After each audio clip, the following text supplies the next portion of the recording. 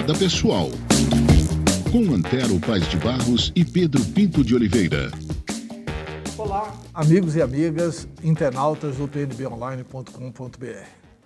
Ao lado do professor e jornalista Pedro Pinto de Oliveira, estamos iniciando mais um programa Nada Pessoal.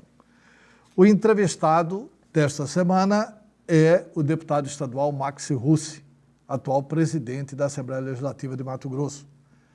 Maxi Russi nasceu em Salto do Lontra, Paraná.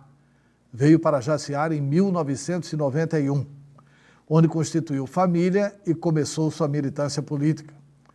Foi eleito vereador, prefeito e depois reeleito.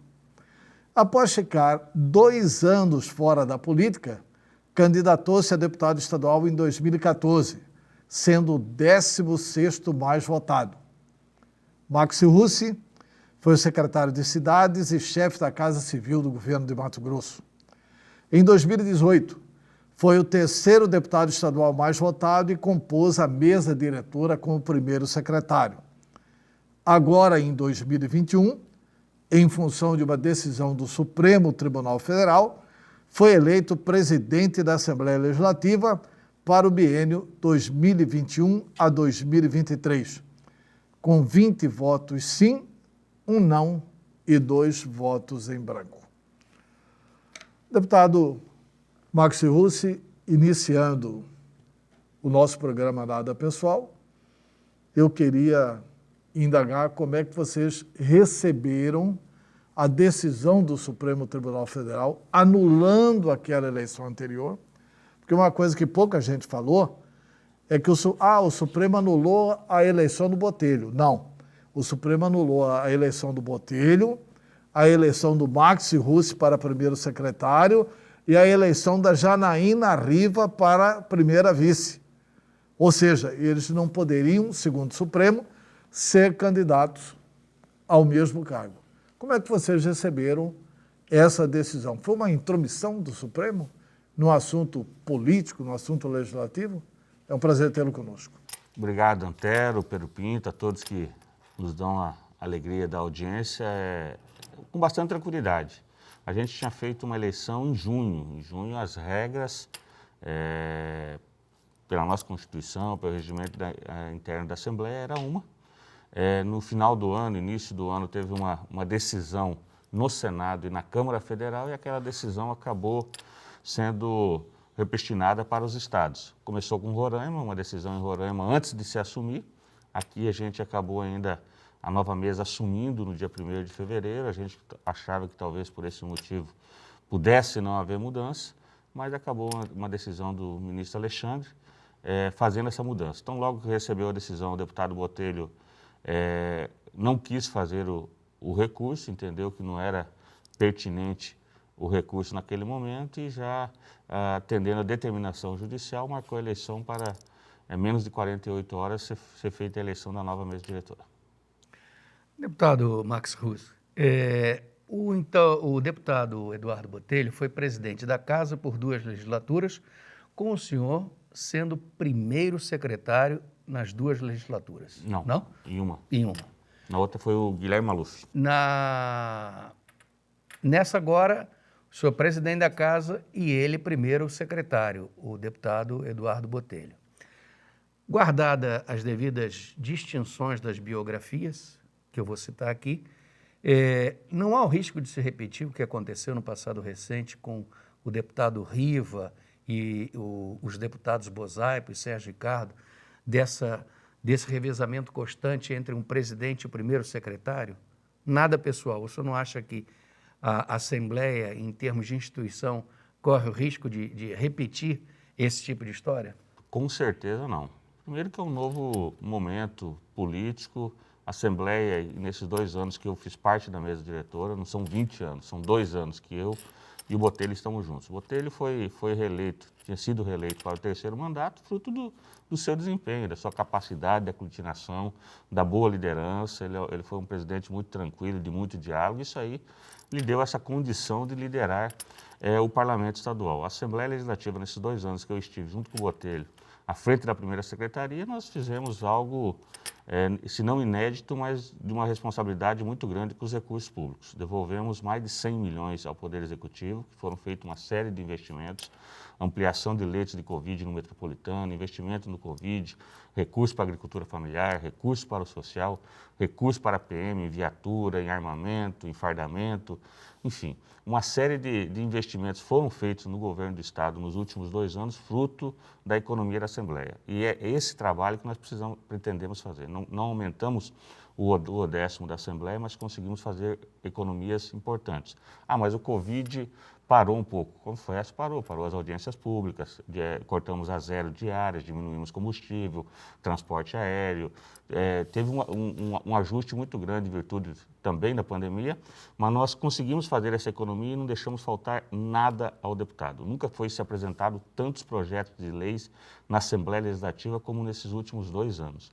Então, houve o trabalho por parte dos parlamentares em todos os momentos, sessões históricas que viraram à noite para aprovar projetos importantes para o governo. Deputados, não se faltou estrutura e conseguimos dessa mesma forma fazer economia. Então, é uma comparação, mas eu tenho certeza que não terá possibilidade nenhuma de vir acontecer o que aconteceu no passado, porque dessa lição do passado, a Assembleia e todos os deputados tiveram aprendizado. Isso eu acho que até para a sociedade, para a própria instituição, o que aconteceu é um exemplo e que afetou muito a imagem da instituição.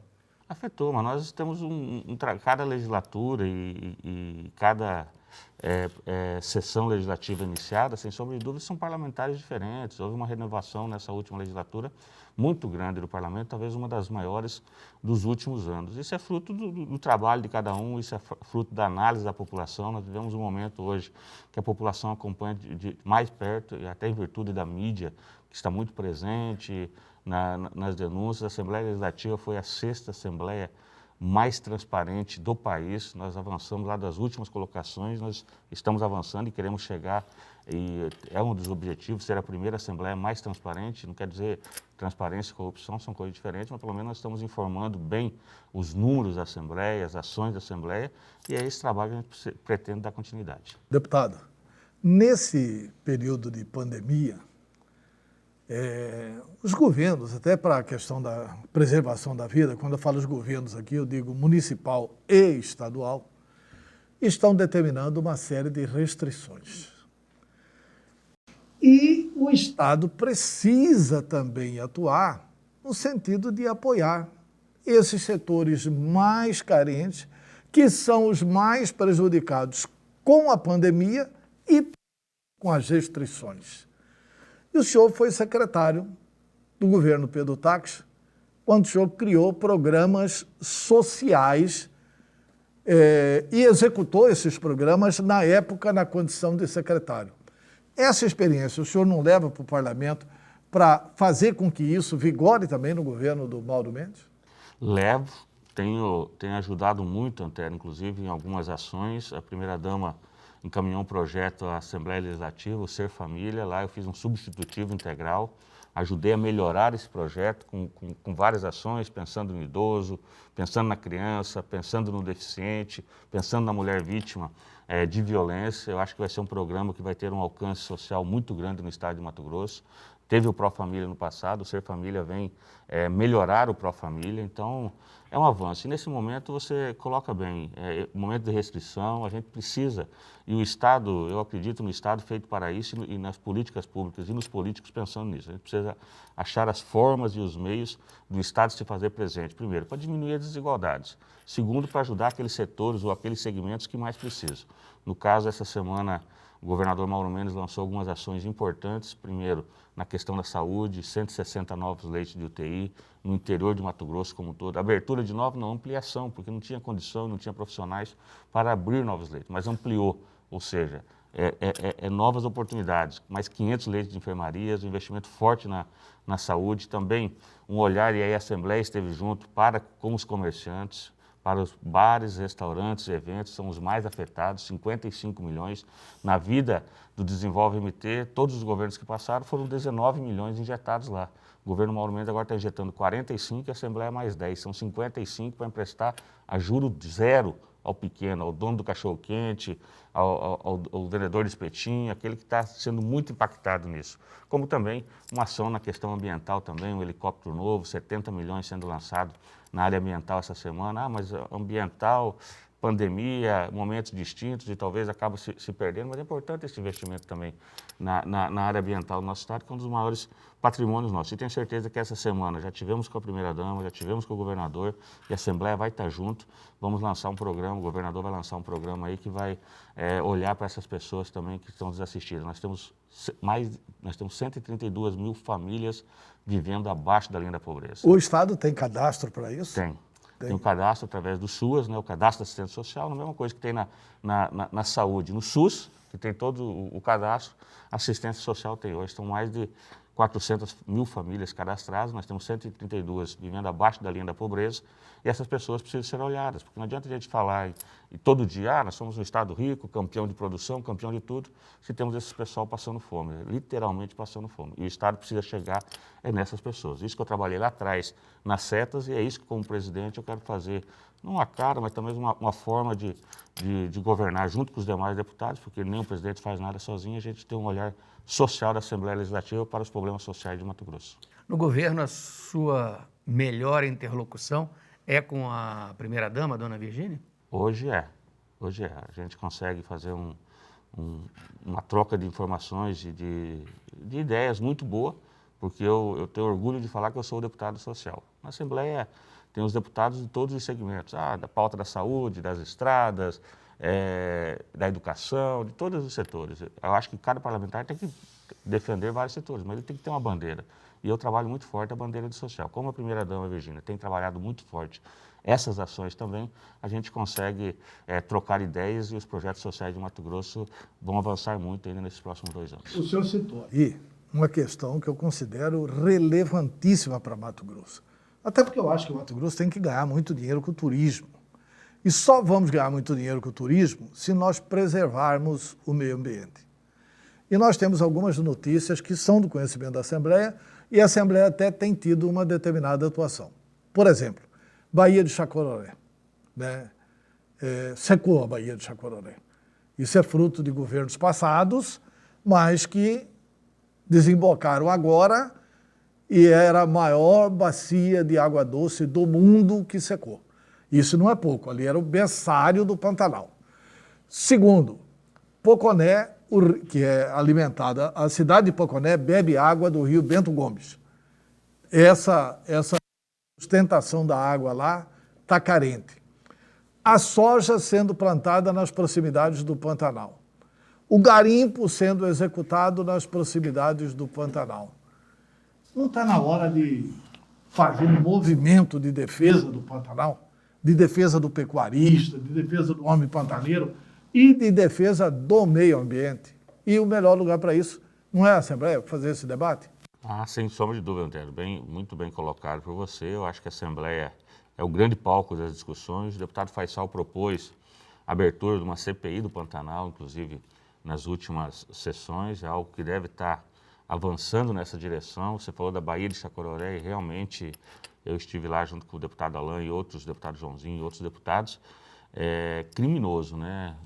E aí eu sou pescador, gosto de pescar, de forma amadora, a gente fala, esse ano não deu peixe, o peixe não subiu, o peixe não veio, mas talvez esse seja um dos problemas. Quando você seca um local que era um berçário de reprodução, que, sem sombra de dúvida, impacta muito forte nessa questão, você acaba tendo problema aqui em cima, aqui em Cuiabá, nos afluentes, e a gente precisa, sim, trabalhar melhor essa pauta ambiental.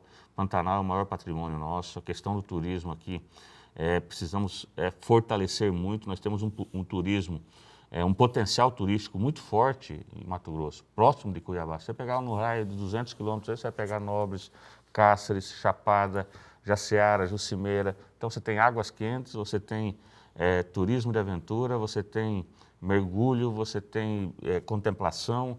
Então você tem um turismo, basicamente um turismo de natureza. Todo esse turismo é linkado à natureza. Então nós precisamos trabalhar forte essa pauta. A sua cidade de Jaciara é muito rica turisticamente, né? Rica em turismo de natureza. De natureza. De aventura, de contemplação. Então a gente precisa, sim, a Assembleia tem que ter uma responsabilidade nessa direção. A gente precisa produzir, mas produzir conservando. Senão nós teremos dificuldade no futuro muito próximo. Deputado, o senhor não quer passar para a história, como presidente da Assembleia, que pautou novamente o Pantanal na política, ou seja, colocar isso em pauta, com ações? O senhor não acha que está faltando isso, ou seja, que não seja só uma discussão, coisas pontuais? Eu vou lembrar uma frase do deputado Max Russe, à beira da Baía de Chacororé. Olha que frase linda. Aqui, ó, o deputado Max Russe falou assim, olhando aquela situação com a comitiva dos seus colegas parlamentares, cientistas: essa reunião não pode ficar apenas em fotos e vídeos, mas em ação que mude a realidade da região. A Assembleia, sob seu comando, pautar o Pantanal, pode mudar essa realidade, deputado. Com certeza, e é importante isso. Até porque teve alguns investimentos já na Bahia, já teve, mas não se fez o todo ainda que precisa ser feito. E não pode ser uma ação pontual desse ano. Esse ano choveu menos, secou, a gente esquece, porque isso já foi falado lá atrás. Há 10 anos, há 8 anos, já vem de um tempo já se falando e vai se deixando, e você assusta quando realmente você vê uma imagem forte, chocante, um espaço gigante daquele seco, quase praticamente seco, a água não chegando. Então realmente, mas a Assembleia vai, através da sua Comissão de Meio Ambiente, através de vários deputados que estão trabalhando esse serviço, o deputado Wilson Santos está tentando resgatar, foi em Mato Grosso do Sul, um projeto do Dante lá, do Bier de Pantanal, é algo que talvez não seja possível, mas é algo importante, porque também a gente fala muito, mas eu vejo uma boa parte dos municípios nossos que não tem tratamento nenhum de esgoto. É um cuidado que a gente tem que ter diferente. E a pauta do esgoto sanitário, essa pauta de saúde, tem avançado muito em Brasília, tem sido uma pauta recorrente. Nós precisamos buscar os recursos, financiamentos, para que a gente possa realmente fazer um projeto amplo de preservação do nosso Pantanal. Presidente, o senhor falou aqui, falou corretamente, a imprensa toda já divulgou isso, sobre as várias ações da Assembleia, lideradas a diretora. O senhor pertenceu, junto com o deputado Eduardo Botelho, com o próprio Guilherme Maluf, anteriormente, de devolução para o Poder Executivo. Ao mesmo tempo, há uma incongruência aí. Ao mesmo tempo, a Assembleia aprova um pedido de pagamento de RGA para membros do Poder Judiciário. Quer dizer, a Assembleia não estava aumentando o 10º, mas estava autorizando que com esse mesmo do 10º se fizesse o pagamento do RGA. Não é tratar de forma diferente o Poder Judiciário? Não é uma insensibilidade do Poder Judiciário de querer pleitear isso? Quer dizer, no instante que ninguém tem aumento de salário, o Poder Judiciário vai ter o RGA. E é um debate difícil dentro da Assembleia, porque é um poder, ele encaminha um projeto dizendo, ó, eu tenho orçamento, o estudo está aqui, eu tenho condição. Aí você fala, não, mas eu sou parlamento, poderia, eu tenho que blindar isso ou não dar. Aí, qual que é o investimento que o Poder Judiciário vai fazer nesse recurso? Aí o pessoal trabalha muito, André, ele fala e discute-se muito. Ah, mas e os repasses das assembleias, os repasses das câmaras, por que devolvendo? Não é função da Assembleia devolver dinheiro ao Poder Executivo. Né? A realidade é essa. Nós fazemos isso porque você também gastar um dinheiro à toa não é o melhor caminho. Mas o que acontece? Essa é uma pauta que tem que ser tratada em Brasília, porque uma grande maioria de câmaras está devolvendo o recurso aos poderes executivos, às assembleias. Então é o percentual do valor que é destinado ao Poder Legislativo que talvez poderia ser feito um trabalho de uma diminuição, porque não precisaria ser feita essa devolução que as casas legislativas têm sendo feitas. E se o gestor, o prefeito ou o governador mandar um percentual a menos, ele está com problema. E se o presidente da Câmara ou da Assembleia não aceitar aquilo lá, também tem problema legal, porque está na Constituição nossa. Então, essa é uma discussão que tem que ampla, que precisa ser feita, porque realmente o que acontece aqui tem acontecido em várias câmaras, é a questão do percentual transferido pelo Poder Executivo para os legislativos. Quanto à votação do RGA do Poder Judiciário, realmente tem essa discussão, o governador vetou isso, foi até na Justiça, inclusive, tem uma decisão do Supremo que o Poder Executivo é que tem que dar o aumento para todos os servidores de todos os órgãos. Existe essa tese aí, e inclusive eu acho que deveria ser a mais acertada. Quando o Poder Executivo consegue dar para o seu servidor, ele dá para a Assembleia, dá para o Ministério Público, dá para o TCE e dá também para o Poder Judiciário. Senão cada um, de acordo com o seu orçamento e de acordo com as suas formas de administrar, trabalha esse orçamento. Uns entendendo que é melhor o investimento e outros entendendo que é melhor o aumento do salário dos seus servidores. Presidente, esse ano você está completando 22 anos de carreira política. Começou jovem, com 23 anos, continua jovem, vai fazer no dia 21 de março 45 anos, parabéns antecipado. O que um político precisa fazer para não parecer que tem uma imagem envelhecida? O que ele precisa tomar conta e estar atento para que as suas ideias tenham a temperatura do seu tempo? Eu digo assim, em relação à sua trajetória. O senhor se sente um jovem ainda na política? Me sinto, mas essa pergunta era melhor para você, Pantero, são do marketing, né? Que aí tem condição de fazer uma construção melhor.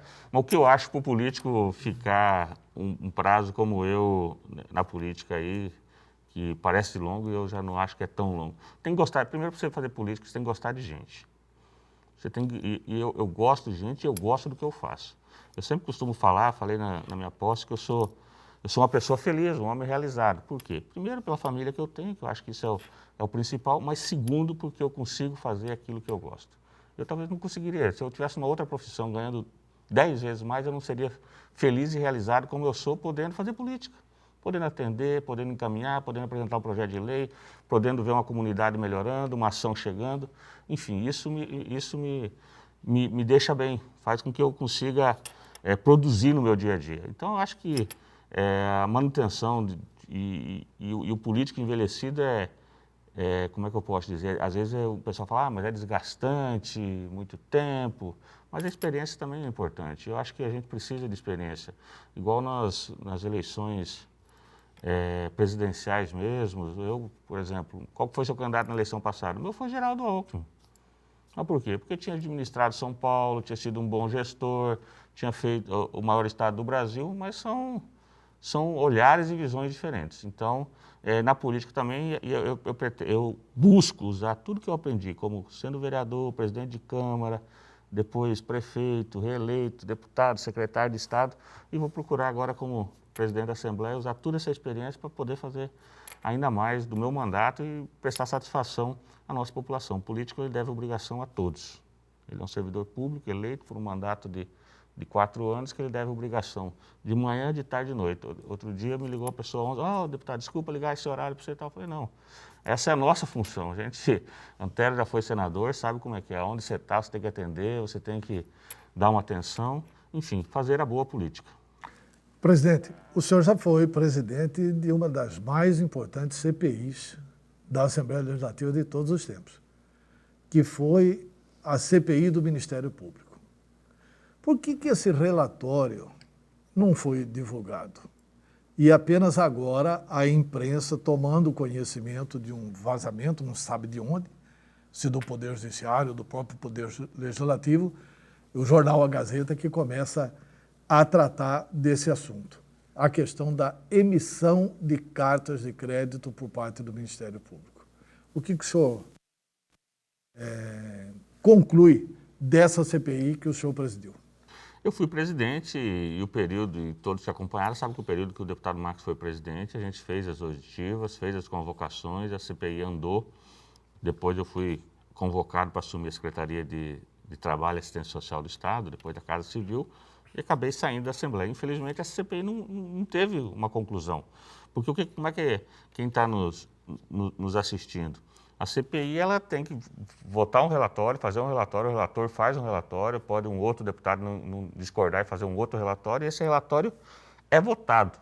Votou-se na CPI, e a Assembleia também não tem o caráter de punir. A Assembleia aponta os órgãos que vão receber. Votou-se esse relatório na CPI, esse relatório vai ao plenário para ser votado no plenário. Esse relatório não foi votado nem na CPI e nem no plenário.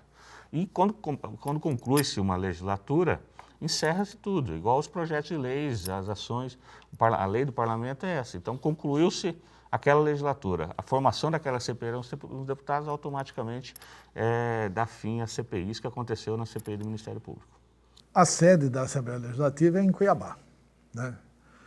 O senhor é presidente da Assembleia. O deputado Botelho lutou, não conseguiu dar um passo em favor, pelo menos, de uma relação harmônica, que é o que prega a Constituição, entre o governador Mauro Mendes e o prefeito de Cuiabá, Emanuel Pinheiro. BRT ou VLT, na sua opinião? E é possível que as duas autoridades desarmem os espíritos para dialogar? Eu acho que é possível e acho que é necessário. Eu acho que perde os dois. Essa briga de prefeito e de governador, até que parece que essa última semana deu uma assentada, isso é positivo. Eu acho que perde-se o prefeito e perde-se o governador. Por quê? Porque são os dois grandes líderes, um eleito pelo povo para ser prefeito de Cuiabá e outro eleito pelo povo para ser governador do estado. Eles precisam, mesmo que as divergências políticas são muito grandes, mesmo que as divergências pessoais talvez são muito grandes, mas nesse momento, o momento que a população espera e clama liderança dos líderes, ações dos líderes, convergência dos líderes, é muito ruim igual o fato que a gente teve dos decretos. Eu defendo que o governador agiu certo naquela questão dos decretos. Do BRT? Não, do decreto do horário. Do horário, do horário. também O governador agiu certo, depois o prefeito colocou um decreto diferente, a justiça teve que intervir, até dei uma reportagem falando lá. Nesse caso, a justiça tem que intervir e tomara que intervenha logo.